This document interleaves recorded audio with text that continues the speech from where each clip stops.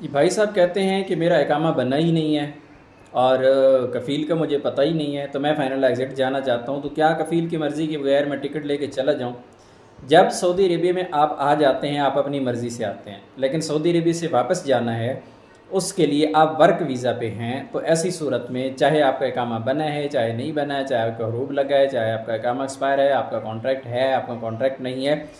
कोई भी आपका मसला है, आप कफ़ील की मर्ज़ी के बगैर सऊदी अरेबिया से नहीं जा सकते जब तक कि वो आपका फ़ाइनल एग्ज़िट नहीं लगाता या आपकी छुट्टी नहीं लगाता। हाँ, और तरीके होते हैं, जो लोग इल्लीगल हो जाते हैं वो आउट पास के थ्रू चले जाते हैं, लेकिन आप लीगल हैं तो फिर ऐसी सूरत में आपका कफ़ील या आपकी कंपनी वो आपका फ़ाइनल एग्ज़िट लगाएंगे, तब ही आप जा सकते हैं। अदरवाइज़ ऐसा नहीं है कि इकामा नहीं बना या कफ़ील का पता नहीं है या नया आया हूँ, कॉन्ट्रैक्ट नहीं है, सब सूरतों में कफ़ील के आप पाबंद फिर भी हैं।